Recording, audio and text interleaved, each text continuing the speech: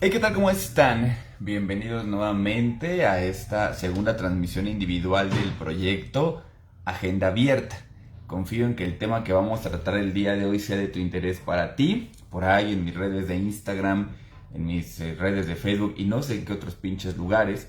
Hice por ahí una pequeña encuestita para ver si querían hablar de sexualidad o erotismo o en su defecto hablar sobre perspectiva educativa. Y bueno, pues parece que el erotismo a final de cuentas pues es el que ganó. Y es un tema del que vamos a platicar el día de hoy. Muy posiblemente una parte de mi expresión el día de hoy y de mi lenguaje pueda resultar un poco confuso para algunas personas. Si es el caso, siéntete en la libertad de preguntar todo lo que tú quieras y voy a intentar en la medida de mis capacidades pues poder responderte, ¿no? Perdóname si me ves un poco distraído al principio. Estoy por ahí compartiendo este video en otros espacios para que pues la gente nos siga, nos escuche, pero chingado Facebook no me aparece la transmisión, tengo un poquito de paciencia. Y bueno, pues te comentaba, el día de hoy vamos a platicar un poco sobre sexualidad y erotismo y déjame comentarte la razón de ello. Fíjate que eh, pues no sé cómo empezar esta historia, ¿no? Pero tuve por ahí la oportunidad hace algunos años de poder impartir en la Universidad Insurgentes un módulo sobre sexualidad. Y una de las cosas que a mí me llamó mucho la atención de este módulo sobre sexualidad es que el temario terminaba siendo redundante, ¿no? En el sentido de que pues se hablaba siempre de lo mismo, de los caracteres sexuales de las personas, de los aspectos biológicos, del desarrollo en la adolescencia, y a mí en lo personal eso ya me tenía como un poquito aburrido, ¿no? Entiendo que era parte de mi responsabilidad generar esta educación, pero en otros videos pues ya lo hemos comentado, ¿no? Una de las cosas interesantes de este momento histórico es que ahora pues todos tenemos acceso pues a la información, ¿no? Ya no es como en otro momento en el que pues las universidades o la gente en el poder o como tú le quieras llamar era la responsable de identificar o de regular o de controlar los contenidos, ¿no? Donde para poder educarte tenías que pagar una escuela o tenías que comprar libros, pues eso pasaba antes, ¿no? Pero afortunadamente hoy por hoy tenemos ya el internet que si lo utilizamos de manera pues adecuada, ¿no? Y positiva, tenemos pues este beneficio de poder acercarnos a los materiales que nosotros necesitemos para entonces empezar a ser un poquito más autodidactas, ¿no? Empezar a leer, entonces ahí está, la información es cosa que tú la quieras utilizar. Pero bueno, resulta que una parte que me llamó mucho la atención justamente de este programa de estudios que tiene la Universidad de Insurgentes es que trataba por ahí de manera muy superficial, aunque no me quedaba muy claro de qué forma se hacía esto, trataba un poquito sobre la sexualidad y su aspecto social, y eso me llamó la atención y fue como yo empecé a emprender por ahí mis estudios sobre la sexualidad, ¿no? Ya de manera independiente, porque si yo me pegaba a los programas de estudios que me daban para enseñar o las capacitaciones que yo recibía, pues todas iban al mismo lugar, ¿no? Y tuve el gusto de encontrar en esta investigación, pues la erotología, la sexología y una serie por ahí de autores que no vienen necesariamente de la psicología, sino del arte, de la filosofía, de la poesía, que historiadores incluso que comenzaban por ahí pues a hablar, ¿no? Hablar un poquito de la sexualidad, del erotismo y verlos desde enfoques diferentes y me llamó la atención.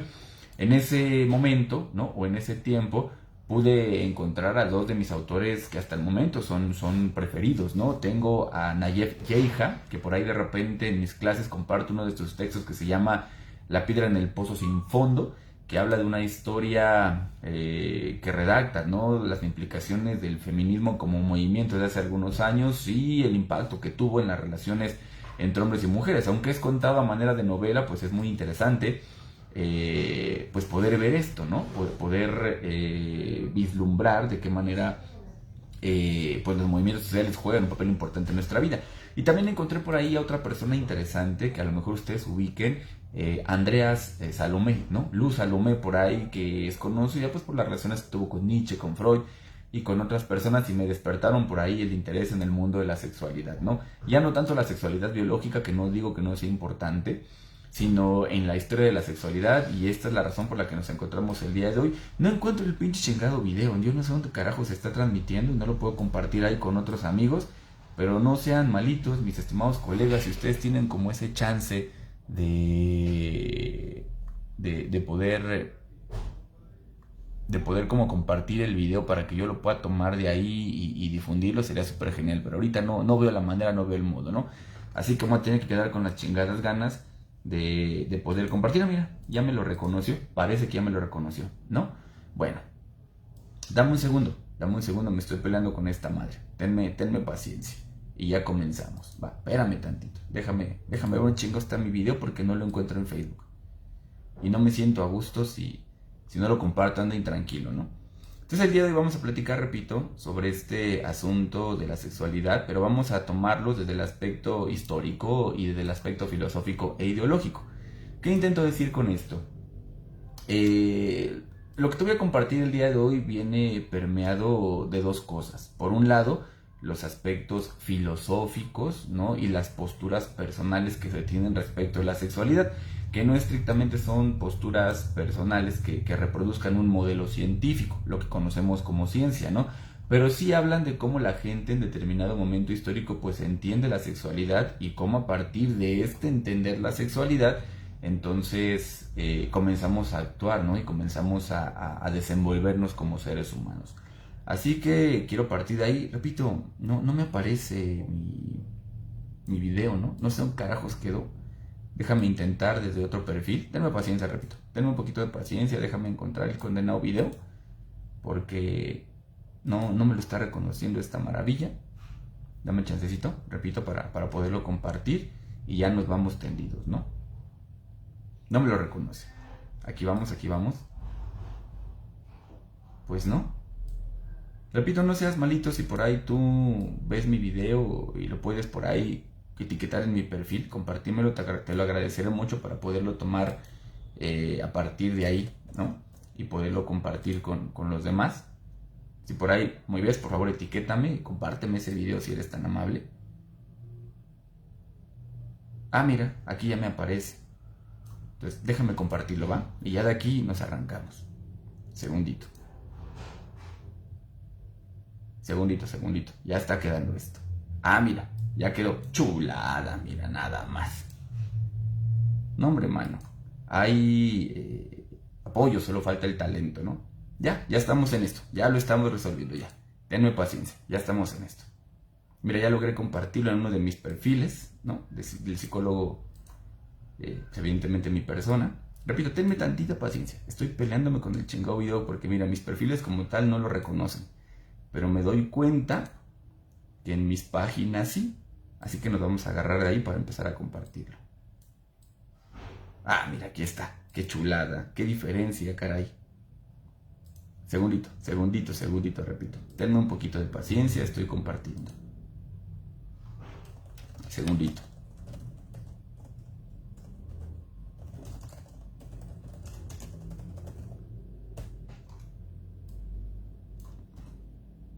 Ya estoy contigo. Ya estoy contigo.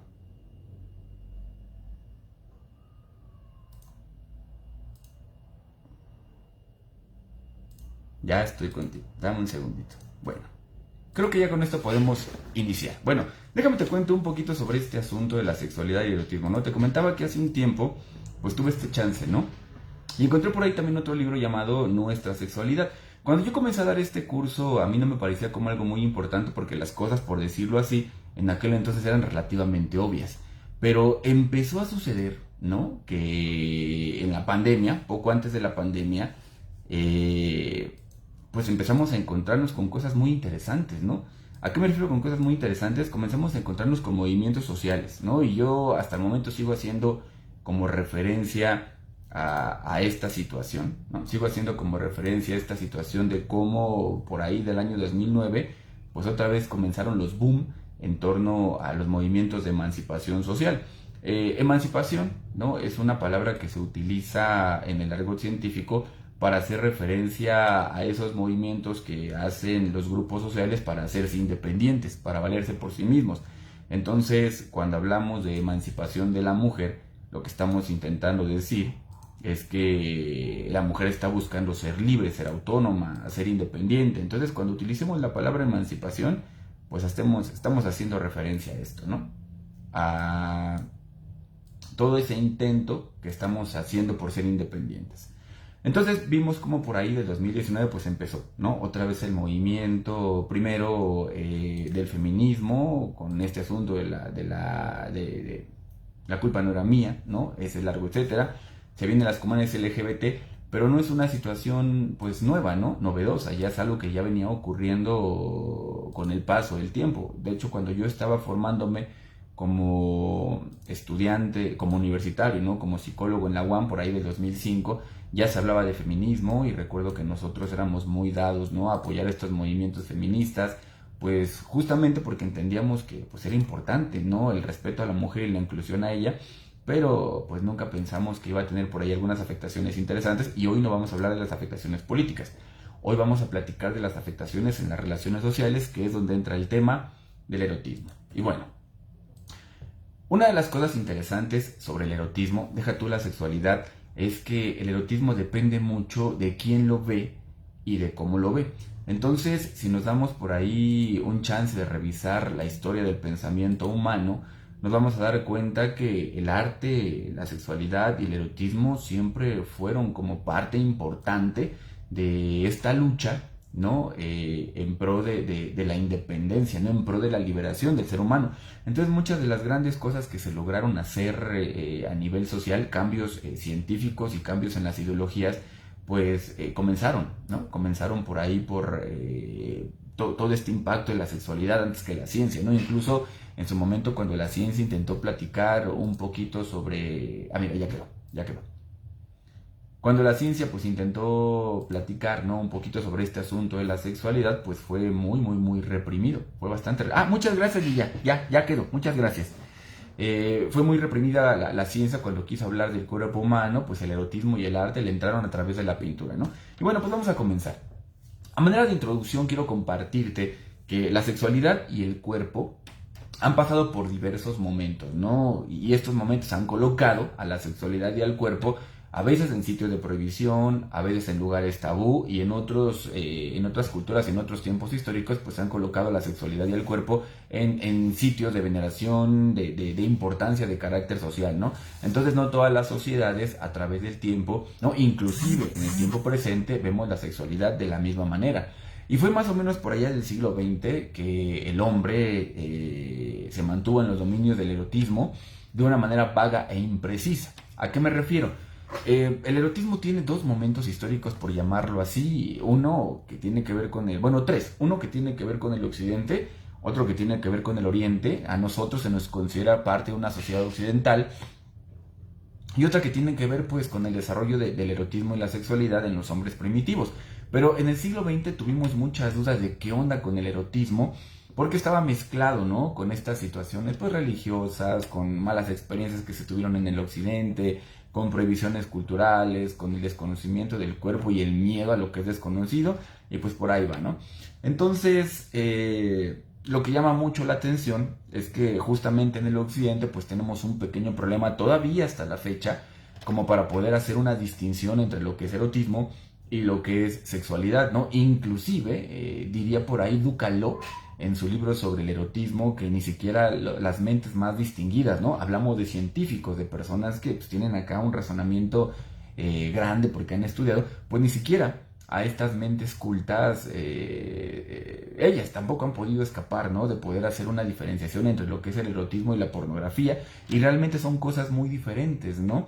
El erotismo tiene un papel importante, o al menos desde la perspectiva de la gente, sin que necesariamente esto implique estudios científicos de estos que tienen que comprobar los hechos. Pero en las ciencias sociales, en el psicoanálisis, en las artes, en la filosofía, en las creencias culturales, al erotismo se le ha dado mucho peso y mucha importancia, y se ha entendido que forma parte de nuestro desarrollo y constitución como seres humanos. Repito, no científicamente demostrado como lo que entendemos como lo científico, ¿no? Pero sí desde las ciencias del hombre, desde lo social, desde la reflexión, pues el erotismo juega un papel importante y es distinto a la pornografía. Ya lo hablaremos un poquito más adelante, ¿no?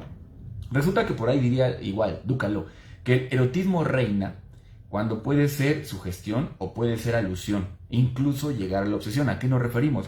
Que el erotismo no es esto de mirar cuerpos desnudos y mirar cómo estos cuerpos desnudos están teniendo relaciones sexuales a los desgraciados, ¿no? El erotismo más bien forma parte de este privilegio que tenemos como seres humanos de poder fantasear, de poder imaginar y de inclusive poder construir estos espacios de comunicación y de diálogo con las personas a partir de la fantasía. Es decir, el erotismo incluso está presente en este aspecto del coqueteo y no necesariamente es un erotismo de carácter vulgar, ¿no?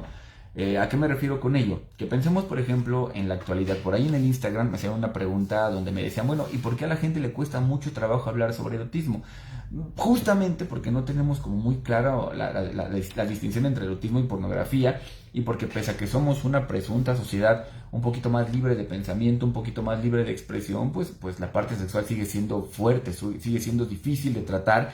Y si nos ponemos a pensar que en el mundo moderno, pues una de las cosas que generan mucho malestar en el colectivo femenino, y parece que también en la comunidad LGBT, pues es el sentirse amenazadas en su sexualidad, ¿no? Y por ahí existe esta parte de no me sexualices. Pero el no me sexualices, por ejemplo, tiene dos discursos. El primero es un discurso de carácter pornográfico, que es crudo, que es frío, que es grotesco y que es desagradable. Pero por el otro lado, tenemos la sexualidad erótica, que incluso suele ser poética. Entonces yo revisaba por ahí, ¿no? O escuchaba por ahí entre los TikTok. Yo sé que no es la mejor fuente, ¿no? Para informarte, pero es interesante y de repente hay gente ahí que propone cosas interesantes. Había un sujeto que decía, bueno, ¿por qué creen ustedes que un personaje como Bella Cat, ¿no? Con su última canción pega, ¿no? Si es que partiendo de que el tipo de música que ella genera y el tipo de letras que ella compone, pues son letras como con muy poca estética, ¿no? Es decir, compone culero, de la misma manera de la que canta, ¿no? Igual que muchos reggaetoneros. Pero pareciera que el hit que le da el plus a los reggaetoneros y que le da el plus a Bella Cat no es que son buenos escritores, ¿no? Sino que a final de cuentas ponen sobre la mesa, escondido detrás de la música, detrás del baile, detrás de una cultura, algo que la gente quiere ver, quiere saber, quiere experimentar, quiere expresar abiertamente como lo es la sexualidad, ¿no? ¿A qué me refiero? Me comentaba, por ejemplo, una alumna en clase, ¿no? Que alguna vez un caballero que sentía interés por ella le dijo abiertamente, es que estás bien buena, y ella lo sintió como una ofensa. Pero se puso a pensar un poco y dijo, es que cuando yo escucho reggaetón y pongo publicaciones mías, ¿no? En las redes, pues termino poniendo canciones que dicen exactamente lo mismo, ¿no? Y me siento menos ofendida cuando alguien, en vez de decirme directamente estás bien buena, me pone un reggaetón ahí y por alguna razón me siento halagada, pero ahora que lo pienso bien, ¿no? Y lo veo desde el lado amable, pues no hay diferencia, el mensaje sigue siendo el mismo, ¿no? Entonces regresando a la reflexión que nos regalaba este sujeto en el TikTok, pues nos decía que de alguna manera, ¿no? Estos artistas que adolecen de talento, pues tienen de su lado el poder hablar abiertamente de la sexualidad, utilizando como pretexto la música, ¿no? Y esto no es novedoso, repito, si revisamos la historia de la sexualidad, pues siempre fue el arte, ¿no? En su momento la pintura, la poesía, la escultura y muchas otras formas culturales y artísticas las que permitieron como de manera un poco más disimulada poder expresar las necesidades sexuales de la gente, ¿no? Entonces el reggaetón hace lo mismo, pone bajo el pretexto de la música, ¿no? Del arte, si le queremos llamar así, la posibilidad y la facilidad de poder hablar de ello de una manera un poquito más impersonal, ¿no? Porque entonces yo puedo expresar, fíjense, en su momento el arte, ¿no? A través del arte yo podía hablar de mi interés sexual por alguien, pero no se lo comunicaba yo directamente, se lo comunicaba yo de manera indirecta, ¿no? Entonces para algunas personas era un halago que hubiese por ahí un pintor, que hubiese por ahí un poeta que no les dijera directamente, te traigo un chingo de ganas y me gusta tu cuerpo, ¿no? Pero que sí utilizar un medio, ¿no? Un intermediario como era una pintura al óleo, como era una poesía, para decirlo. De forma tal que ya no te lo digo yo directamente, pero el mensaje te llega a través de un espacio mediador, ¿no? Que es el arte, que es el dibujo. Pues el reggaetón no es muy diferente, ¿no? El único problema en este sentido, decíamos hace un momento, ¿no? Que el erotismo se asoma cuando hay sugestión o hay alusión.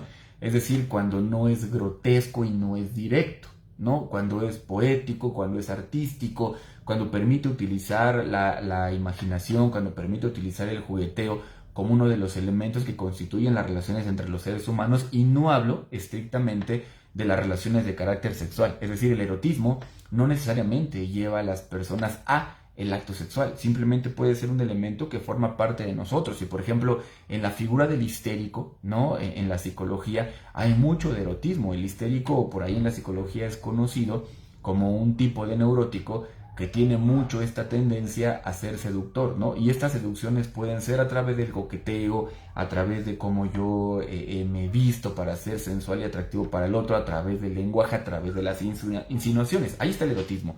El problema es cuando estas expresiones sexuales empiezan a ser descubiertas o a ser sentidas como obscenas y no simbólicas.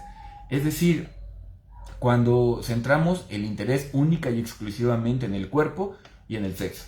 Entonces lo que diferencia la pornografía y el sexo vulgar del erotismo es que el erotismo es simbólico. ¿Qué significa ser simbólico?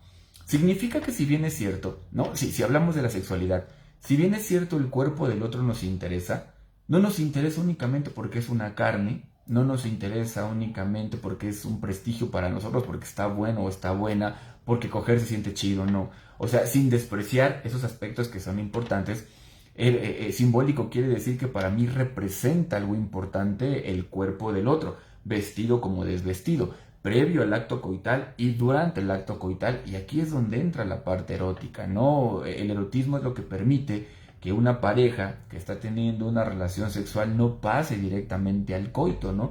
Sino que previamente haga un jugueteo, venga el coito y después del coito la práctica sexual continúe. Aquí hay una cosa muy interesante porque durante mucho tiempo el malentendimiento de la sexualidad hizo suponer a la gente del occidente que la sexualidad era únicamente sexo y que el sexo era únicamente coito, ¿no? De aquí un montón de confusiones.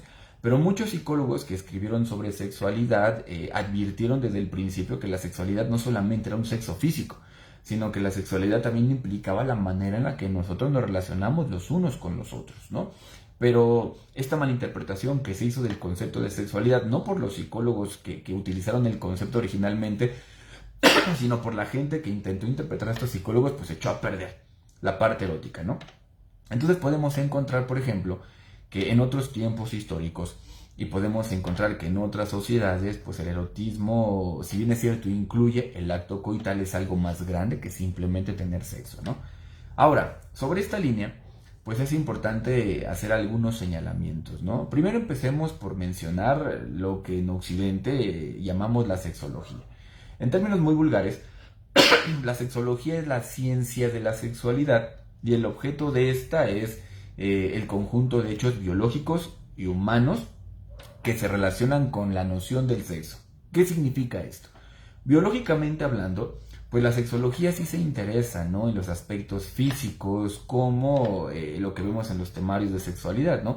El desarrollo del cuerpo, las enfermedades de transmisión sexual, el embarazo, el cuidado del cuerpo para que no se vaya a enfermar y ese largo, etcétera. Esto tiene que ver con lo biológico. Y lo humano es el significado que le damos a todo este conjunto de relaciones que tenemos como personas, sea durante el coito, antes del coito, después del coito, ¿no? Entonces, esto es la sexología. Por su parte, la sexualidad es el conjunto de hechos biológicos y humanos relacionados con el individuo. Volvemos al punto, no es el cómo entre dos personas o más personas nos relacionamos, tanto físicamente, ¿no? En un intercambio de carnalidad, ¿no? Carnalidad es el contacto entre dos personas, entre dos cuerpos, pero también en un intercambio entre dos personas humanas, que independientemente de lo que diga la ciencia, porque aquí ya viene el aspecto filosófico, que independientemente de lo que diga la ciencia, pues son dos humanos que tienen una forma de pensar, una filosofía, un alma, un espíritu, una vibra, como le hemos llamado desde otros aspectos, desde otras ciencias, inclusive desde pseudociencias o desde las religiones. Por otro lado, tenemos una cosa a lo que los científicos les llaman el instinto sexual. Y el instinto sexual es una cosa que se entiende que es meramente biológica, o al menos es de base biológica. Y este instinto sexual va a darle pie a situaciones de carácter psicológico. ¿A qué me refiero? Lo primero que nosotros somos, antes de ser cultura, es cuerpo, ¿no? Nosotros, individualmente, porque de hecho no somos únicamente cuerpo. ¿A qué me refiero? Cuando un niño nace, por ejemplo, el niño en su individualidad, no, que aún no ha adquirido el lenguaje, que aún no se ha desarrollado neurológicamente lo suficiente, pues es un cuerpo únicamente, un cuerpo que responde a hechos biológicos.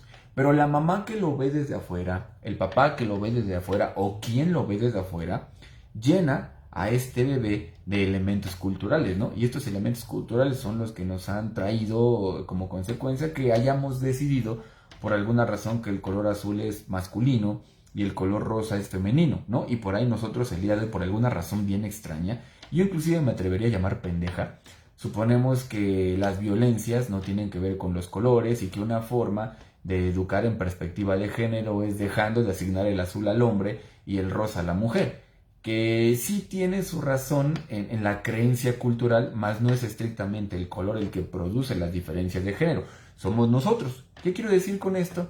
Que podemos simplemente decir, ya no hay que decir que el azul es para hombre y el rosa es para mujer, pero con el paso del tiempo, a lo mejor la misma sociedad, por gustos propios, por modas, por cultura, termina asimilando colores nuevos para hombres y para mujeres y terminamos en el mismo lugar.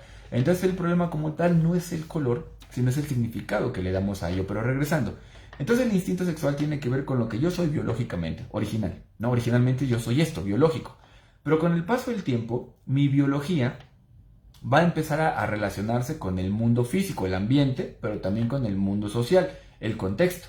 Entonces, esta forma en la que mi instinto sexual biológico se relaciona con las personas me va a ayudar a entender que sí puedo expresar así mi sexualidad o no la puedo expresar así, y al final mi instinto biológico va a ser moldeado por la cultura. Y aquí vienen los ejemplos, ¿no? Por ejemplo, nosotros como psicólogos, y no solo como psicólogos, también nosotros como sociedad moderna y científica, hemos creado como ciertos significados sobre la sexualidad biológica. Por ejemplo, si nos vamos al derecho, en el derecho hay una figura jurídica a la que le llaman el abuso sexual. Y el abuso sexual pues es un delito. Y cuando tú lees la figura jurídica del abuso sexual, nos dice el derecho que el abuso sexual pues es someter a una persona a situaciones sexuales o sexualizantes que no son aptas para la edad que tiene esta persona, y si ya la tuviese, son cosas que el sujeto no ha pedido. Y esto es lo que de repente, por ejemplo, genera debates en las escuelas del por qué habría que enseñar educación sexual, ¿no? Porque básicamente yo estoy dándole al niño una información que, número uno, no me ha pedido, y número dos, que posiblemente no está preparado para ella, pero aquí es donde no nos queda muy claro a qué nos referimos con preparado para ella, porque al menos los especialistas que diseñan estos libros pues asumen que van a utilizar un lenguaje y unos ejemplos para los que el niño está listo, ¿no? Pero por el otro lado, la sociedad y los padres de familia asumen que todavía no se debe hablar de sexualidad, y ahí tenemos un problema, ¿no? Al que le podríamos llamar abuso sexual si así lo señala la sociedad, y si de alguna manera logramos convencer al derecho de que lo es, pues tenemos por ahí un delito, ¿no? Pero también puede ser, por ejemplo, abuso sexual. Por ahí yo escuchaba una psiquiatra en una conferencia que decía que las principales abusadoras sexuales de los bebés son las madres de familia, porque hay un momento en el que el niño ya puede ser en cierto sentido independiente, por ejemplo, a la hora del baño, ¿no?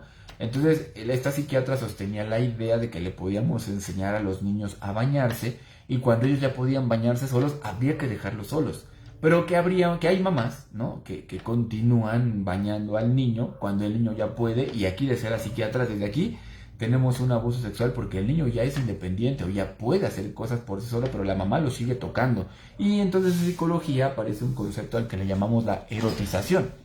Y la erotización, dicen erotización del cuerpo, es exponer a un cuerpo a experiencias de carácter sexual que lo empiezan a activar. Entonces aquí tenemos abuso sexual, y si pensamos por ejemplo que en México de repente la condición económica de algunas familias, el tipo de vivienda en las que están no les permiten tener camas separadas, pues que un niño siga durmiendo con sus padres o con sus hermanos, pues implica una suerte de frotación entre cuerpos, a lo que también le podemos llamar abuso sexual, ¿no? Entonces, a nivel jurídico, nosotros los occidentales pues ya tenemos por ahí una historia de lo que culturalmente entendemos como abuso sexual, ¿no? Y por ahí, de aquí es donde vienen nuestras impresiones desagradables de cuando vemos que un hombre de arriba de 18 años tiene una relación emocional con una mujer o con alguien menor de 18 años, y a esto le llamamos pedofilia, ¿no? Pero la pedofilia es una construcción social. Ojo, no estoy diciendo que está bien, porque a final de cuentas, pues son las reglas que nosotros hemos construido.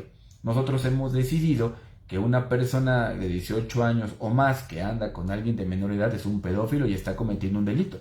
Pero bien, nosotros también podríamos decidir que la mayoría de edad fuera a los 15 años. De hecho, por ejemplo, cuando revisamos la historia de la infancia no existió durante mucho tiempo. Hubo un tiempo histórico en la que al niño se le consideraba un homúnculo, y un homúnculo era un adulto pequeño, lo que significa que entendíamos que tenía menos años que los adultos, entendíamos que tenía un cuerpo menos desarrollado que el del adulto, pero para nosotros era un adulto pequeño. Entonces, cuando pensábamos al niño como adulto pequeño, pues no era un impedimento que existieran cosas como los matrimonios entre personas de más edad y personas de menos edad, porque no existía el concepto infancia y tampoco existía el concepto adolescencia. Existía el concepto adulto y adulto pequeño. Por tanto, una relación emocional y sexual entre dos adultos no le generaba ruido a nadie. Y con el paso del tiempo, pues ya creamos el concepto de infancia y después creamos el concepto de adolescencia, y al mismo tiempo o posiblemente antes, después de esto, pues comenzamos a poner por ahí algunos límites jurídicos y utilizamos por ahí investigaciones científicas para explicar por qué alguien de 18 años no puede meterse con alguien menor, pero en estricto sentido, desde la naturaleza, eso no parece ser un impedimento, ¿no? Pero nosotros hemos construido estos impedimentos en pro de nuestras ideologías necesarias y en pro de otras formas de protección a un ser humano que es indefenso, ¿no? Entonces aquí es donde viene la parte interesante. El instinto sexual es biológico, yo lo expreso en una sociedad y la sociedad me dirá sí, me dirá no. Y conforme la sociedad me diga sí, me diga no, se va creando la cultura de la sexualidad. Por ejemplo, podemos encontrar también en Ducalo que él comenta que en otro momento histórico, por ejemplo, me parece que de la India, ponían a los niños desnudos a convivir, ¿no? Ahí había como una pequeña aldeíta donde los desnudaban y los ponían a convivir. Si nosotros hiciéramos esto aquí el día de hoy, posiblemente estaríamos cometiendo un chingo de delitos, ¿no? Pero ellos lo hacían con la intención o con la idea de que si tú ponías a dos niños o a muchos niños a convivir desde pequeños en condición de desnudo, como todos los días veían cuerpos desnudos, pues naturalizaban el cuerpo. ¿Qué significa naturalizar? La lógica es la siguiente. No quiere decir que esté científicamente demostrada bajo lo que entendemos que la ciencia es una serie de pasos, la chingadera que luego hablamos aquí, ¿no? Y no voy a entrar en debate. La naturalización del cuerpo consistía en la lógica de que si tú ponías a dos niños desnudos a convivir todos los días, a lo mejor al principio el niño le ponía atención al cuerpo desnudo, pero no por morbo, sino porque, digámoslo así, era la primera vez que veía un cuerpo desnudo. La neurología nos diría que, por ejemplo, el cerebro tiene preferencia por los estímulos nuevos más que por los estímulos viejos, por los ruidosos que por los callados, por los muy llamativos que los más discretos. Entonces digamos que es normal que desde esta lógica que la atención de una persona se centre sobre el cuerpo desnudo de alguien más cuando no está acostumbrado a ver desnudos. Entonces la idea de los hindúes, no científica, ahorita ya lo podemos justificar científicamente, pero más o menos iba por ahí, es que si los niños crecían viendo otros cuerpos, en algún momento del camino desaparecían las tendencias morbosas hacia el cuerpo del otro, pero también desaparecían las discriminaciones hacia el cuerpo. ¿A qué me refiero? Vámonos a Occidente. En Occidente, por ejemplo, la misma lógica, explicativa más, no quiere decir que sea cierta, ¿ok? Estamos reflexionando y estamos tratando de entender de dónde vienen estas ideas. Si hablamos del Occidente, por ejemplo, en el Occidente pues partimos de que nosotros hemos creado una ropa, ¿no? Y esta ropa, por ahí dicen algunos investigadores como los antropólogos, ¿no? Que esta ropa fue creada no con la intención de cubrir nuestras desnudez porque era un pecado, ¿no? Sino más bien fue creada, sí, para cubrir nuestras desnudez, pero de las inclemencias del tiempo. Porque a final de cuentas, pues nuestra piel es delicada, ¿no? Es diferente de la piel de otro tipo de animales. Pensemos, por ejemplo, en los grandes mamíferos y en los herbívoros, ¿no? Que por ahí andan caminando entre las ramas, entre los bosques, y a ellos pues les hacen las ramas y los bosques lo que el viento a Juárez, ¿no? Pero si tú y yo, por ejemplo, estuviéramos en condición de desnudo y camináramos por la selva, por ejemplo, o pisáramos el piso, ¿no? Es mi video, repito. Y anduviéramos por ahí con los pies descalzos, pues nuestra piel es más delicada, ¿no? Es más sensible, pues estaríamos sufriendo malestares constantes.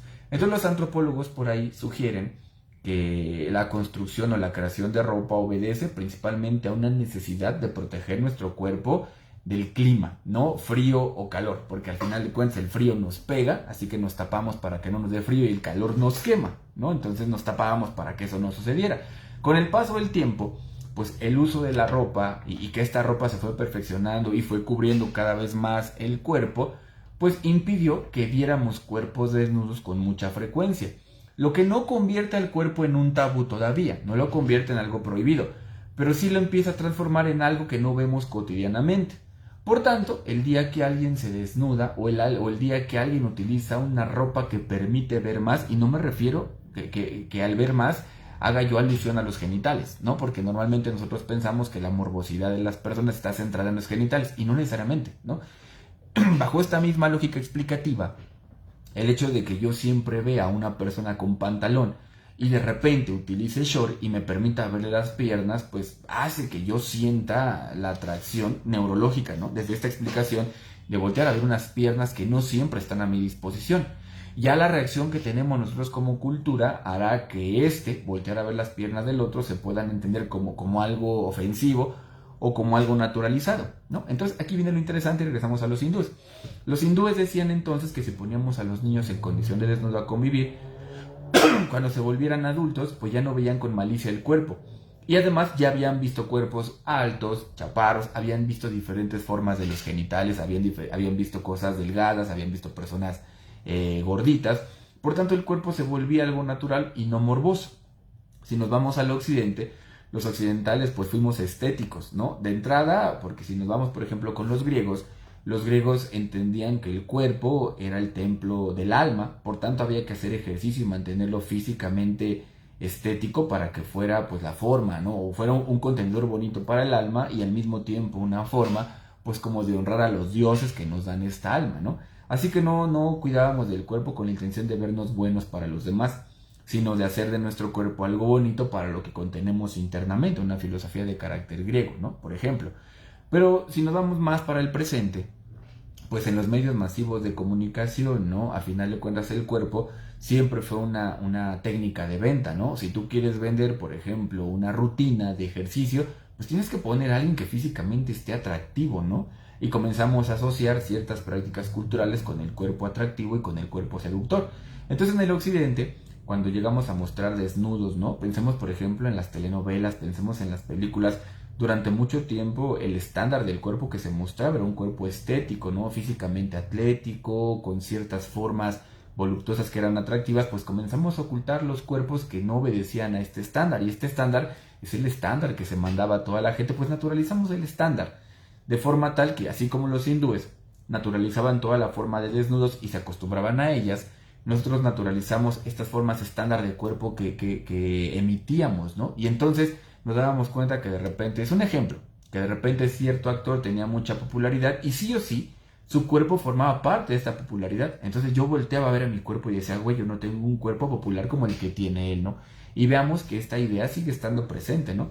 Según nosotros decimos, ya no hay que sexualizar el cuerpo porque está prohibido, pero no dejamos de sexualizarlo.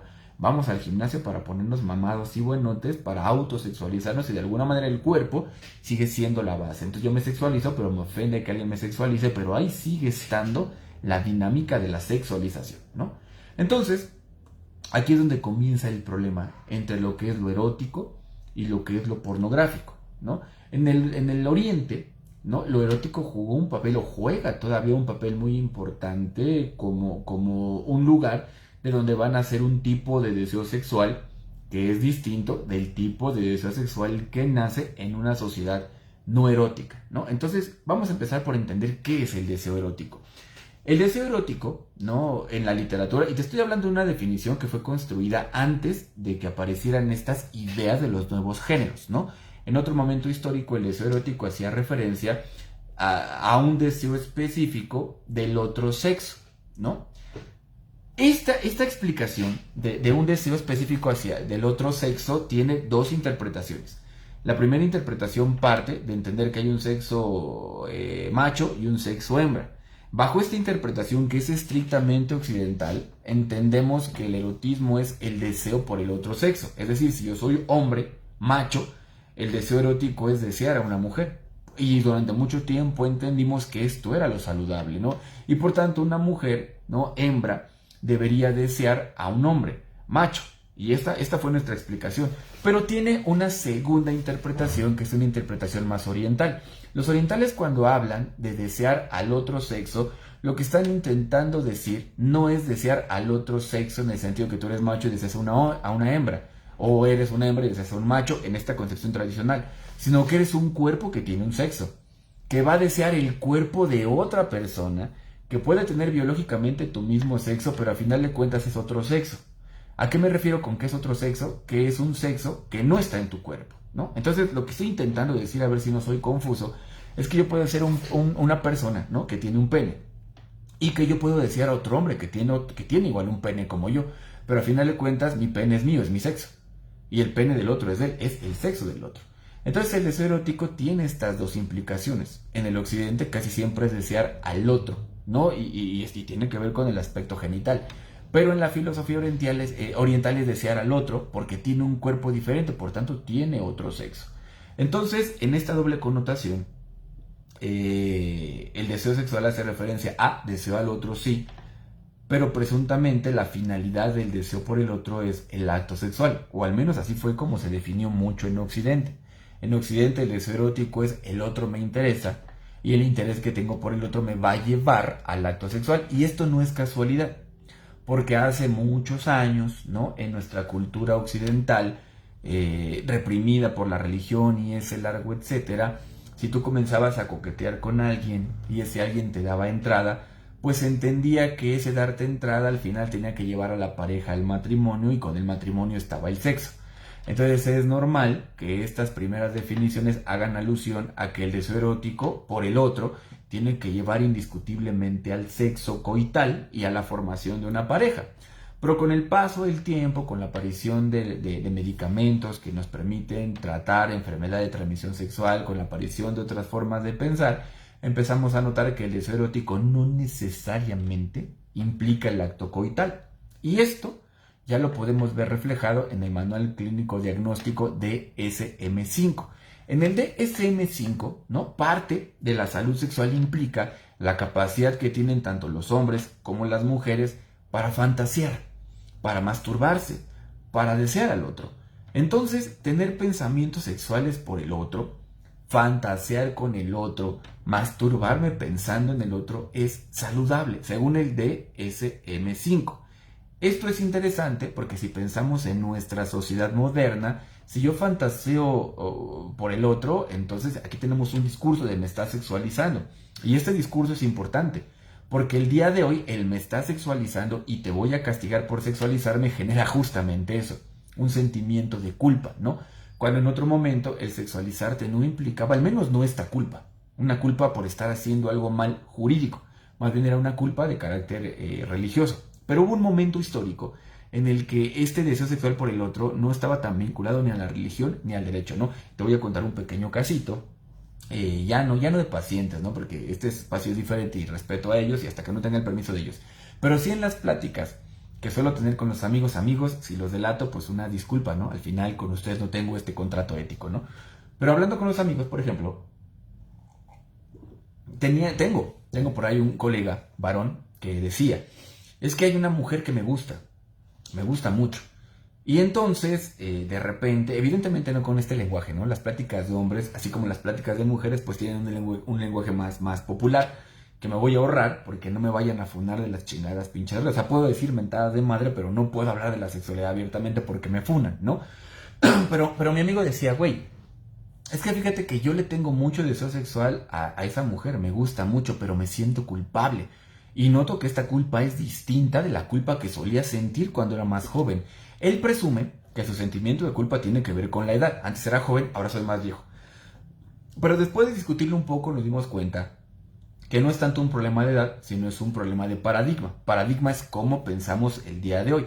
Entonces él decía, antes, cuando yo iba en la preparatoria, yo sentía deseo sexual por mis compañeras y empezaba a sentirme culpable porque, aunque yo no era religioso, el discurso de aquellos ayeres es que el deseo sexual era un pecado y entonces yo era una mala persona por ser pecadora. Entonces a mí no me daba miedo ir al bote porque sé que, o en aquel entonces, sabía yo que desear a una mujer no implicaba el bote. implicaba el juicio social como una persona mala en el aspecto de lo moral. Así que procuraba que nadie se enterara. Yo tenía suficiente con el tormento que yo vivía solo de saber que estaba deseando a alguien y que estaba haciendo algo similar al pecado. Aunque yo no fuera religioso, yo sentía que pecaba y me daba culpa. Pero el día de hoy, cuando yo siento deseo sexual por una mujer, ahora ya no me da miedo el infierno. Me da miedo que alguien se vaya a enterar, me delaten y me metan al bote por pinche acosador. Entonces, aunque en los dos casos se trata de una culpa, la fuente de la culpa y la preocupación posterior a ella cambian, lo que también configura la forma en la que nos relacionamos como personas, ¿no? Y esto resulta interesante porque volvemos al punto del deseo erótico, ¿no? El manual clínico diagnóstico, las áreas de la sexualidad como la sexología, ¿no? La psiquiatría, la psicología, en el discurso presumen que es saludable fantasear, desear al otro, masturbarte. Pero en el discurso jurídico y en el discurso de la sensibilidad que tenemos el día de hoy frente a la sexualidad, al contrario, eso no se debe de hacer porque es enfermo. Entonces tenemos aquí una suerte de lucha interesante porque la sociedad está buscando cómo dejar de educar a la gente para que no sea gente que sexualiza, pero nos diría la salud mental o el discurso de la salud mental que si yo le prohíbo a la persona sexualizar, entonces lo voy a acabar enfermando, ¿no? Y aquí viene un ejemplo y me disculpo, ¿no? Con los religiosos. Tengo que pedir disculpas de antemano porque todo el mundo se ofende, ¿no? Pero ya lo hice. Por ahí, cuando yo comenzaba a discutir en clase, en la UAM, por ejemplo, en mi formación y posteriormente en otros seminarios, sobre el asunto de los delitos sexuales, salía mucho a relucir el tema de que los católicos, por ejemplo, y ya actualmente se extendió a los religiosos, pero creo que el problema más en especial está en los católicos, hay una razón. Se tocaba el tema de que los católicos hablaban mucho de amar al prójimo y respetarlo, pero que ellos eran los principales abusadores y violadores de niños y de monjas, ¿no?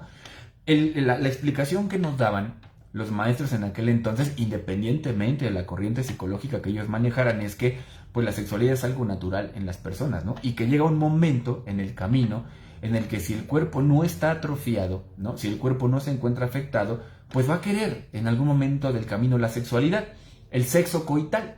La diferencia pues, es que hay coito entre animales de inferiores, si le queremos llamar así, y ahí a lo mejor me funan ahora los pinches protectores de los animales. Güey, me da miedo hablar de esto por las funaciones a las que uno se expone, ¿no?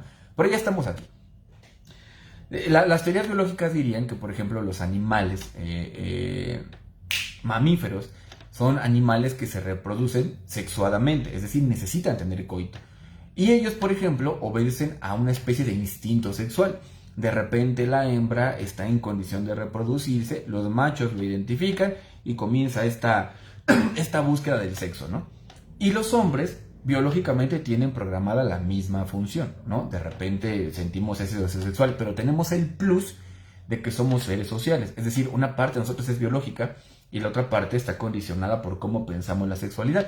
Entonces los maestros decían, y actualmente se dice lo mismo en los discursos sobre la sexualidad, que nuestro cuerpo, independientemente de que hemos desarrollado una cultura, sigue siendo un cuerpo biológico, que una vez que se activa sexualmente, pues sexo va a querer, ¿no? Así como quiere comer, así como quiere dormir, pues en algún momento del camino va a encontrar el placer sexual en el cuerpo, que tiene dos connotaciones, lo físico y lo social, ¿no?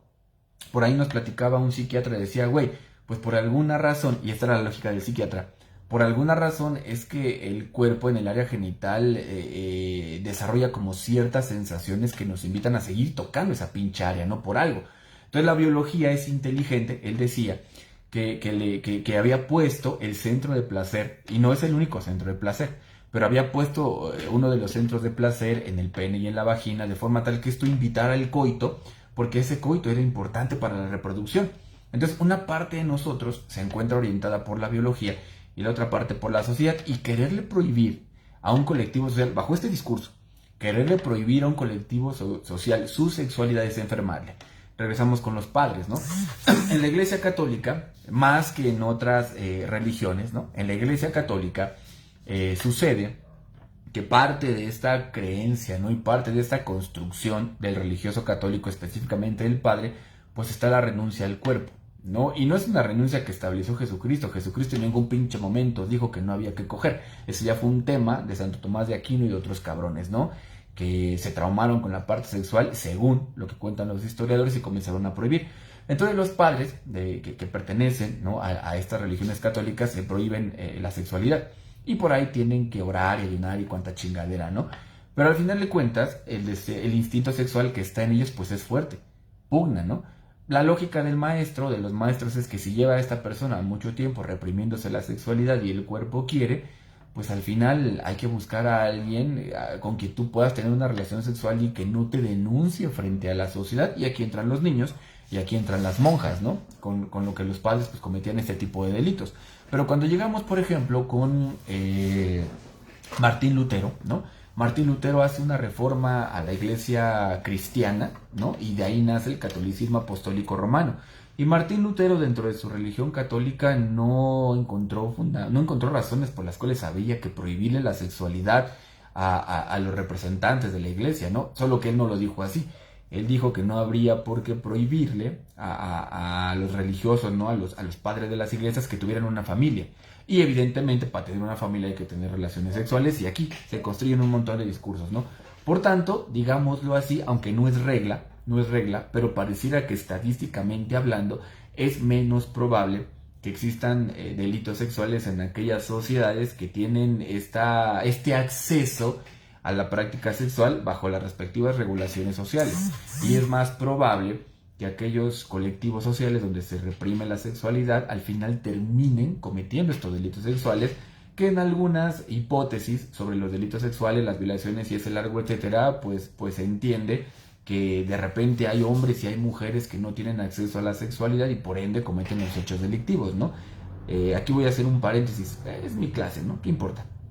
Me parece que por allá de los años de 1960-70, la verdad la fuente no la tengo muy clara, no recuerdo dónde lo leí, pero lo encontré, ¿no? Cuando estaba yo justamente hablando de esto, estaba haciendo una investigación sobre el impacto de Tinder, encontré una nota periodística, entre periodística y científica, a lo mejor era un artículo de divulgación, que hablaba de que en Estados Unidos había un colectivo de mujeres que estaban inconformes porque tenían un celibato impuesto, ¿no? Un celibato impuesto quiere decir que ellas denunciaban a la sociedad que no eran mujeres elegibles como parejas sexuales ni como esposas. Porque por alguna razón, va pronto, no cumplían con los estándares sociales para ser deseables, lo que en ese momento fueran estándares sociales, ¿no? Que tienen que ver sí con el aspecto físico y social del atractivo y la belleza, pero también con el aspecto social. Entonces eran mujeres que se quejaban porque no tenían acceso a la sexualidad y no tenían acceso a las parejas, y pues la única manera en la que ellas podían tener acceso a la sexualidad era el lesbianismo, y en algunos casos, si estas mujeres tenían por ejemplo un trabajo o cómo conseguir un ingreso económico, pues a través de la prostitución, ¿no? Pero algunas contaban de manera chistosa que inclusive cuando querían contratar servicios sexuales, pues había algunos sexoservidores que ni por dinero, ¿no?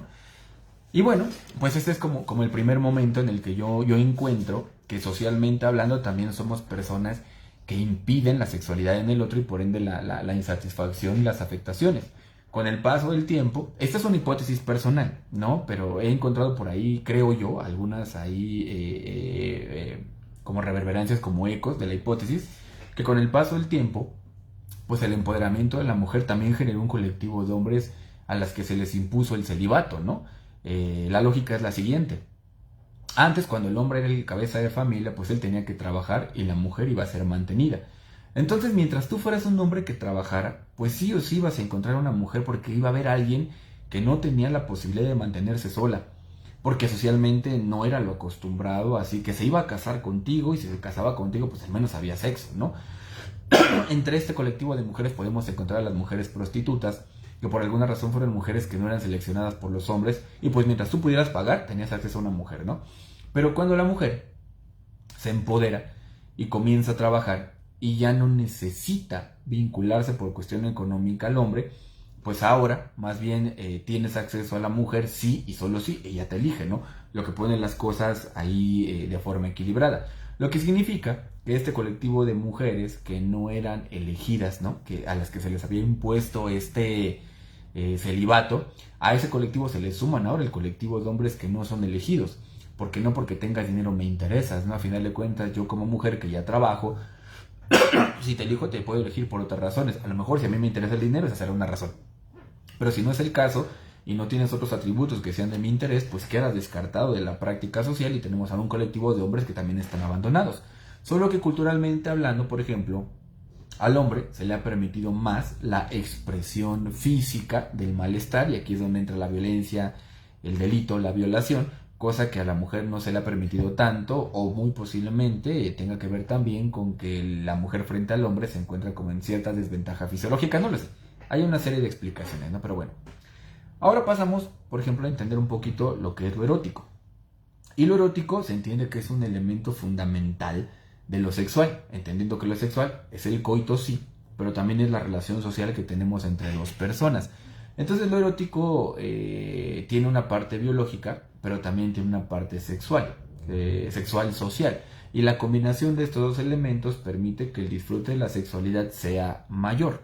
Entonces, en este sentido, lo erótico es una serie de elementos subjetivos. Subjetivo quiere decir que depende de quién lo califica, que le van a dar a lo erótico la condición de lo erótico, ¿no? Y el significado que le demos. Lo que significa que una relación sexual puede ser placentera por dos razones. Número uno, porque físicamente estamos estimulando de manera adecuada esas áreas que generan placer. Eso es número uno. Y número dos, porque social y culturalmente tenemos un discurso que hace más disfrutable estas estimulaciones y todos los eventos que ocurren alrededor de ello. Por tanto, el placer tiene dos fuentes, el biológico y el social. Se siente chido, o sea, se siente chido biológicamente, pero si además de que se siente chido biológicamente, esto lo festejamos desde la cultura y lo aprobamos, entonces tenemos un doble sentimiento de chido. Lo biológico y lo social, que al final de cuentas se juntan, se fusionan. Entonces, para concluir esta parte, la diferencia entre lo erótico y lo pornográfico tiene que ver con el nivel de obscenidad con el que se muestra algo, y cada sociedad entenderá lo obsceno. Entonces llama mucho la atención, por ejemplo, en una estatua, ¿no? Una estatua se convierte en una estatua erótica cuando, por ejemplo, echas sobre el cuerpo desnudo de esta persona la alusión a una tela, ¿no? Entonces suele resultar erótica una estatua femenina donde hay una tela que cubre un pecho y deja el otro al desnudo. Pero se vuelve ofensiva, ¿no? Y pornográfica aquella estatua que no tiene nada que le proteja, que no deja nada a la imaginación. Y al final de cuentas se trata de un cuerpo que es calificado subjetivamente por un colectivo de personas. Lo que significa que la vestimenta juega un papel importante en lo erótico. Y en este sentido, por ejemplo, nosotros hemos creado vestimentas eróticas, ¿no? Como lo son las lencerías, como lo son algunas formas de algunos colores, algunas texturas. Entonces lo erótico no solamente es visual, lo erótico también puede ser táctil. A final de cuentas el mensaje entra por los 5 sentidos que tenemos, 6, habrá por ahí quien enuncie el tema del dolor, y el poder disfrutar esta sexualidad desde los diferentes sentidos antes de llegar a lo coital, esto es a lo que le llamamos lo erótico, ¿no? Y para terminar al menos esta pequeña como introducción a lo erótico, se entiende que lo erótico está compuesto de 4 elementos. El primero es la educación.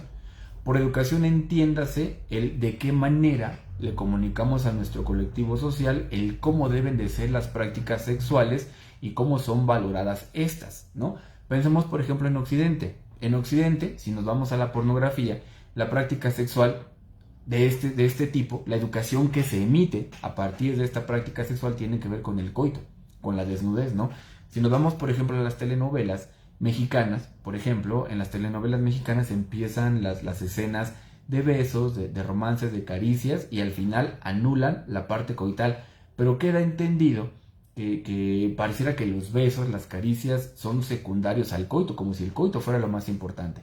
Entonces, si en una sociedad ponemos sobre la mesa que el coito, que es la penetración, ¿no? Pene-vagina es lo más importante, pues este es el mensaje que nosotros emitimos y es el tipo de educación sexual que damos, ¿no? Por eso es que mucha gente, que esta es la lógica de los sexólogos, que la gente que cree que el placer sexual solamente es coital, si se pone a tener relaciones sexuales con su pareja y esto no le da el placer suficiente, pues voy a buscar a otra, y voy a buscar a otra, y voy a buscar a otra, hasta que encuentre a la pareja que sexualmente, desde lo físico, me llene. Y aquí tenemos un problema, porque lo físico, o sea, el cuerpo biológico, desarrolla una suerte de habituación.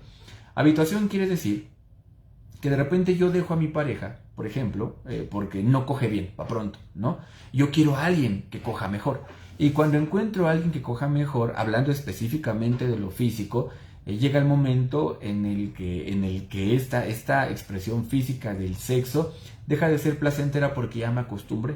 Entonces voy a buscar más, voy a buscar más, voy a buscar más, voy a buscar más, hasta que sea imposible que haya alguien con un desempeño físico o que mi cuerpo sea capaz de llegar a sentir más. Esto es lo que genera mucha frustración en algunas personas, o al menos es lo que el discurso dice, y también es lo que he encontrado en terapia, que mucha gente apuntala una parte importante del amor en el sexo. Y para mucha gente volverse más adulta también significa que mi cuerpo pierde vitalidad y por tanto ya no voy a disfrutar la relación sexual, y esto preocupa. Pero tiene que ver con la educación, con el cómo hemos enseñado la sexualidad, que en este caso es coital. En otras culturas, la sexualidad forma parte del erotismo, ¿no? De otras prácticas culturales. Por ejemplo, hay un libro de Irving Wallace bastante bueno que se llama La isla de las tres sirenas, donde nos regalan como una visión distinta de la sexualidad y nos platican de una sociedad ficticia que está al noroeste de la Polinesia, donde para estos habitantes el coito era lo último. Antes del coito ellos empezaban a hacer una especie como de baile, y el baile era lo que excitaba. No excitaba ver la desnudez del otro, no excitaba tocar el cuerpo del otro, no es porque no importara tener el contacto físico, sino que importaban otras cosas. Entonces se les enseñaba a los hombres y a las mujeres a bailar, ¿no? Y en este baile despertar la sensualidad, que entonces comenzara a generar este placer sexual, mental, psíquico y una parte física, para que al final el coito fuera la cereza del pastel y el placer sexual se elevara. Esta novela no habla de cosas estrictamente ficticias. Esta misma idea, por ejemplo, se manejó o se maneja todavía en el Oriente, no sé cómo esté ahora, pero en la investigación que estuve checando, en el Oriente se hace eso, ¿no? El Kama Sutra, el Tantra, los textos sexuales que encontramos entre los hindúes, entre los musulmanes, hacen referencia a ello, a que a través de la educación enseñamos a las personas que la parte física es una parte de la sexualidad, que entonces conquistar, que entonces tratar a la persona, que entonces coquetear, que entonces esperar lo más que se pueda. El acto de la penetración es lo que le va a dar un sentimiento placentero al sexo físico más inmenso, más grande, ¿no? Y a lo mejor si tú has tenido el chance de tener un contacto sexual con alguna persona y demorar lo más posible el acto coital e introducir juegos, que es lo que los sexólogos de repente recomiendan, el juego erótico, el role-playing, la experimentación, el bondage, el largo, etcétera, con la intención de prolongar, se me hizo agua en la boca, ¿no? Con la intención de prolongar el momento, ¿no? O demorar el momento de la penetración, pues al final, ¿no? Esta penetración ya ocurre cuando el sujeto ya está como en el cenit del placer sexual, físico, psicológico, y entonces el acto coital, aunque dure poco, se vuelve extremadamente placentero. Entonces aquí tenemos el aspecto cultural, ¿no? El aspecto cultural de la sexualidad. También la sexualidad está vinculada al lenguaje, es decir, el significado que le damos a las palabras. Por ejemplo, entre los clásicos del erotismo encontramos que se hace... por ahí me preguntaban también en una de las preguntas, redundando, que me hicieron en Instagram, que qué opinaba yo de la escritura erótica. No sé si lo que voy a decir responde, ¿no? Pero el lenguaje juega un papel importante en el erotismo. Y en otros momentos del camino, por ejemplo, los poetas o las canciones, inclusive dentro de los mismos textos bíblicos religiosos, hay formas alegóricas de hacer referencia a la sexualidad. Entonces, el escribir una carta, ¿no? Y en la carta describir la sensualidad o el deseo que te produce la persona también juega un papel importante de lo erótico, ¿no? Déjame ponerte un ejemplo a nivel lenguaje, ¿no? Caray, es que si tú me dijeras a mí, dile algo bonito a una mujer desde el lenguaje, yo nada más sé escribir, todo es que mamijalas o te pandeas, ¿no? Mi creatividad no llega tan lejos. Pero hace no mucho, por ejemplo, una de las alegorías más comunes utilizadas en el lenguaje erótico, sea escrito, sea verbal, inclusive sea dancístico, tiene que ver con las flores, ¿no? Entonces por ahí podemos encontrar textos que hablan del deseo sexual de un hombre hacia una mujer y utilizan como pretexto el colibrí y la flor, ¿no? Entonces hablan de cómo el colibrí vuela alrededor de la flor. Cuando dicen que el colibrí vuela alrededor de la flor, lo que están diciendo o lo que están intentando representar es a un hombre que está merodeando a esa mujer, que está coqueteando con ella, que está danzando con ella, ¿no? Y que esta danza que hace el colibrí, este coqueteo a la luz del sol, bla, bla, bla, bla, bla, va a permitir que el colibrí al final se logre posar sobre esta flor y con arte y majestuosidad y respeto logre introducir el pico en la flor para poder absorber de la miel, ¿no? Lo que están haciendo en este escrito, en este texto, en esta historia, es alimentar la imaginación de los amantes para poder entonces asociar toda esta danza representada por un colibrí y una flor con el deseo que yo siento por ti. Entonces notarás que en este sentido, pues hacer uso de la imaginación, ¿no? De entender entre líneas o interpretar de una manera distinta ese tipo de textos se convierte en una forma riquísima de la sexualidad. Aquí viene el lenguaje y el significado que le damos al lenguaje, ¿no? Yo recuerdo que, por ejemplo, hace no mucho, diría en la juventud, pero ya no sé dónde chingo está ubicada mi juventud, donde yo la quiero ubicar, ¿no? Se puso de moda una forma de coquetear con el otro, pero fue un coqueteo específicamente sexual, ¿no? Como no podíamos decirle abiertamente a la persona, quiero aventarme un tiro contigo, quiero tener sexo contigo porque la gente se ofendía, tú podías lanzar un mensaje retórico, ¿no? Te mando Uber o qué. Y era una cosa preciosa porque conectabas a través de esto, ¿no? Quien te respondía, ahora no mándame el Uber, entonces se entendía a través del lenguaje que ibas a quedar con una persona, no para tomar un café, sino para darle como si no hubiera un mañana.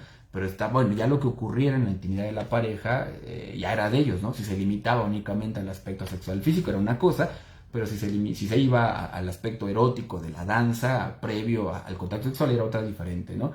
De ahí que, por ejemplo, se romantice también la sexualidad entre amigos, ¿no? Porque de alguna manera la sexualidad entre amigos, o al menos es algo que encontré en un tratado, que más que ser un tratado científico es una opinión, la sexualidad entre amigos le da más paso al erotismo que la sexualidad entre desconocidos. Entre desconocidos, al menos en el occidente, es más de irnos a ver a un bar, a un club, tomar una chela, aprovechar que estamos bajo los influjos del alcohol para conectar con una persona, llegar al hotel y coger, punto. Porque hay como este tabú sobre la sexualidad al respecto, ¿no? Porque de alguna manera nosotros asumimos que el trato bonito hacia el otro pues implica un respeto por el otro, un enamoramiento por el otro, ¿no? Y ahí encontramos en las redes sociales de repente pues una crítica. De repente, bueno, no sé, a mí me tocó ver muchas publicaciones de amigos que decían, güey, pues ya estamos lo suficientemente grandes como para que me digas tus intenciones, ¿no? Para mí es una ofensa, para mí es una falta de respeto, para mí es una burla que vengas a hablarme bonito, a tratarme bonito, a querer ser mi amistad para luego querer cogerme, ¿no? Pero el erotismo es esto. El erotismo es no ver a la persona solamente como un cuerpo, sino verle como alguien con quien puedes conectar emocionalmente. Pero esta conexión emocional no obliga a las personas a ser amigos eternamente y no obliga a las personas a ser pareja eternamente. Digamos que es una conexión emocional que se produce para los fines de esta sexualidad física que es la cereza del pastel. Pero si hablamos nuevamente de nuestra cultura que incluye educación y lenguaje, hablarle bien a una persona, tratarla bonita, no quererte acercar con esa persona con un lenguaje elegante, con un cortejo, únicamente para coger, es una ofensa para nosotros porque estamos dejando la sexualidad única y exclusivamente en el cuerpo. Pero cuando introducimos la comprensión de lo erotológico, entendemos que incluso el trato bonito, el que te hablen bonito, no necesariamente implica que se están burlando de ti, se está introduciendo el elemento erótico, pero esto ya tiene que ver con el cómo nosotros interpretamos los hechos. Por eso es que de repente la sexualidad entre amigos es una cosa que se romantiza, ya que entre amigos ya se construyó, ¿no? Este vínculo de trato respetuoso, este vínculo emocional, pero al mismo tiempo se construyó este entendido de que tú y yo no somos pareja y no pretendemos casarnos, no pretendemos formar familia ni tener algo estable, simplemente queremos tener una aventura sexual que no nos ofende porque previamente se construyó la amistad. Entonces aquí tenemos como diferentes manifestaciones de la sexualidad, ¿no? El otro elemento tiene que ver con la tradición. Ya hablamos de lenguaje, hablamos de educación y vamos a hablar ahora de tradición, que no son elementos separados, los mostramos por separado por cuestión pedagógica, pero todos forman parte de la misma situación. A nivel tradición tiene que ver con el cómo a nosotros se nos ha heredado la práctica sexual, ¿no? Por ejemplo, si hablamos del tiempo histórico, a lo mejor de nuestros padres o de nuestros abuelos, la tradición implicaba el cortejo, ¿no? El cortejo llevaba al matrimonio, al menos en nuestras generaciones.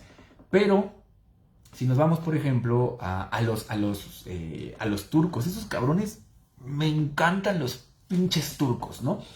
Porque yo recuerdo, y esto lo platico de repente en las conferencias, que alguna vez le preguntaba yo a un turco, ¿no? En mi interés, no sé por qué uno luego es pendejo. Yo le preguntaba a un amigo turco, le decía, oye, güey, en tu país, ¿cómo se dice tonske, mamijalas o te pandeas, ¿no? Entonces él me dice, güey, yo no entiendo. Evidentemente estábamos utilizando un traductor, ¿no? Por ahí, un Discord que me permitía a mí escribir en español y y él lo traducía en turco. ¿Para qué les miento? Era un pinche videojuego de zombies que nos permitía este contacto, ¿no? Entonces yo intenté explicarle a qué nos referíamos en México con el Tonskema Mijalas o Tepandias. Al final tuve que quitarle toda la vulgaridad para hacerle entender que era la forma en la que los hombres intentábamos expresarle a una mujer nuestro interés para establecer un noviazgo.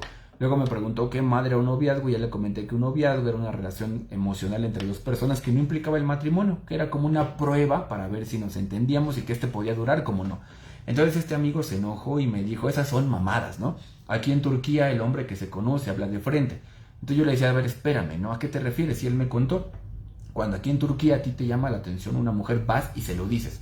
Aquí no existe esta madre del noviazgo porque aquí el amor no lo tomamos en serio, no andamos jugando con el amor. Y yo quedé, ¿no?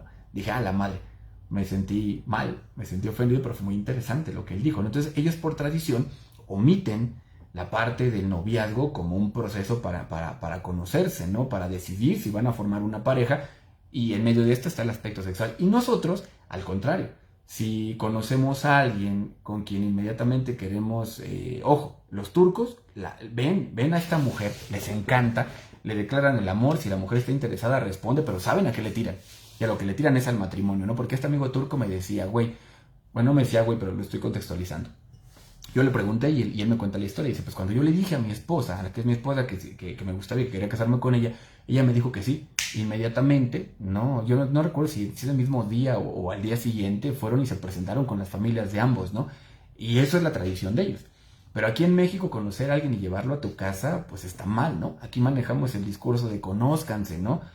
Primero salgan, cojan y luego ven si quieren tener algo serio. ¿Sí era en ese orden o era en un orden diferente? Bueno.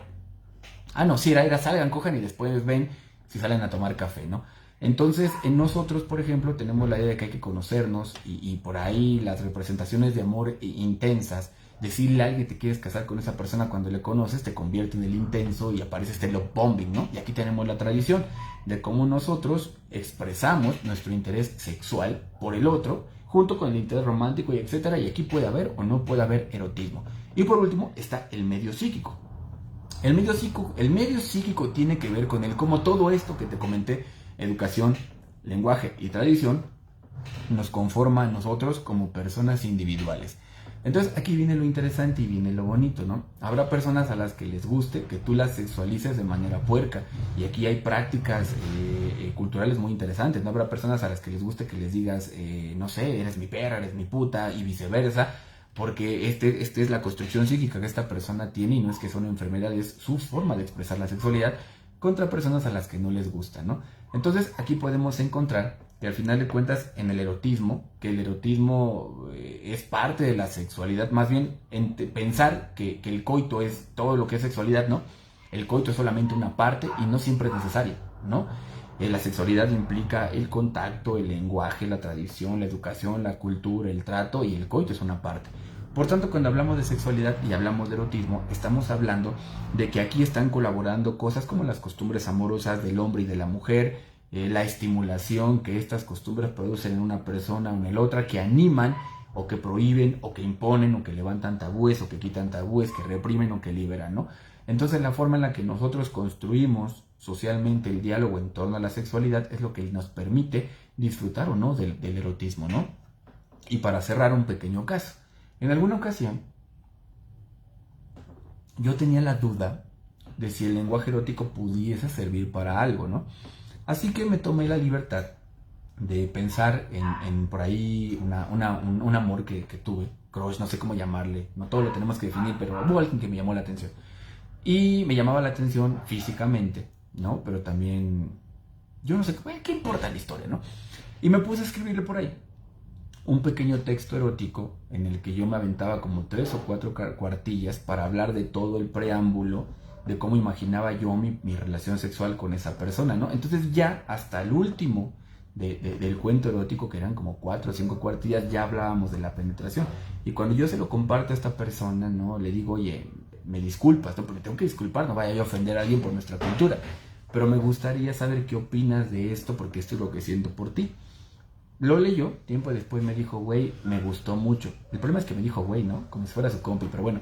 Dijo, güey, me gustó mucho porque es la primera vez que alguien me hace sentir deseada, pero además halagada con el deseo, ¿no? Entonces, esta parte del erotismo podría ser, bajo mi hipótesis, una forma, un medio, una manera, una herramienta que nos podría ayudar a mejorar la comunicación entre nosotros, sobre todo la comunicación sexual, en un momento histórico en el que todas las expresiones sexuales parecen estarse viviendo como formas de violencia contra nuestra persona, ¿no? Bueno, hasta aquí la conclusión del día de hoy.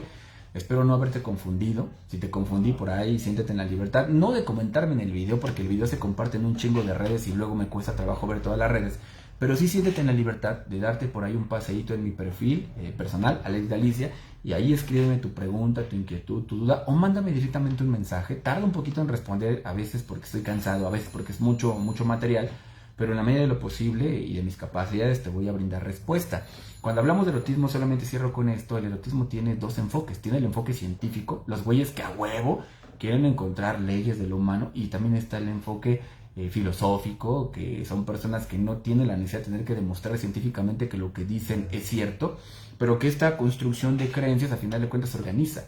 La forma en la que como cultura nos orientamos, ¿no? O nos vinculamos. Bueno, por mi parte es todo. Te agradezco por haberte quedado o por haberte ido, o si me viste, si me vas a ver en el futuro, ¿qué importa? Yo quería hablar de esto, ¿no?